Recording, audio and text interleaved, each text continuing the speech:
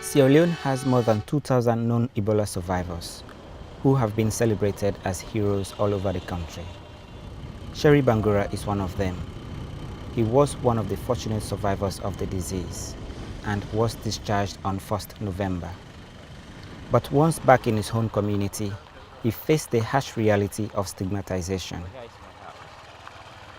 As a young boy and orphan, Sherrie used to live with his uncle until he was discharged from the Ebola treatment center and he found out he wasn't welcome back in his own home. So you can come in. I'm infected. I was living with my uncle peacefully. He was the one who was taking care of me. But no sooner I become infected, he has to ask me out of his house. And I have no option, then I have to come and find a place. Now here I'm living.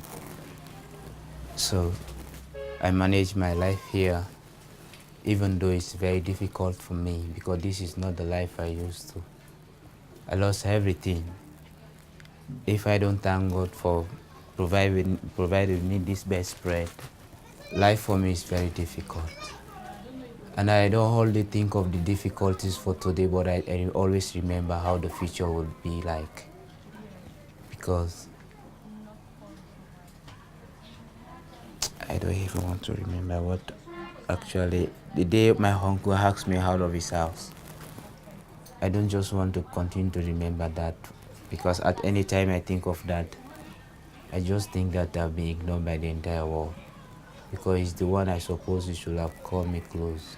He should have encouraged me. He should have given me the support. But it denied me because I don't have any father again. If my father was alive, he should have not done that to me. So now I live with nobody, just by myself and friends coming around with me. And I wonder, how could I make my life with these friends and with this kind of life when I have no hope? Yeah, I just want to ask a question, being that you guys are survivors. Then concerning your organization, I really want to know, why are you gathering everybody, all the survivors together? Inspired by strength and courage, Sheriff and a few other survivors have created the Rescue Team, an association of Ebola survivors. Some Ebola survivors cannot advocate for themselves, and many of them cannot read or write. Sherrie created this association to advocate for all of them. The association already has more than 90 survivors from Port Loko district alone, the majority of whom are young adults. It's very, very important what Sherrie is doing because, you know, the pain, the stigma, the fear is there, but the experience alone, they are proud to say that they are survivors. So it's very, very important. At least it will help them.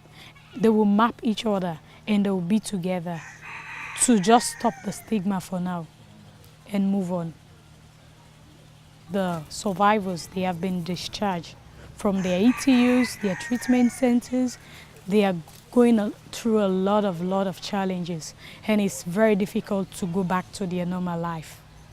And some of those challenges are like stigmatization in their community, discrimination among their friends, and also even some health issues. They have complained a lot of health issues. And WHO can help them through capacity building, build their capacity, train them. Even for now, we are doing a survivors training where we want to use survivors as a social mobilization officers in their own community. Entire district, right? Port Loko district, just for Koya. But I believe that there are some villages that we cannot reach. Can you guys reach there? Yeah, of course. That's what we are doing this. That's why we are coming. We are making the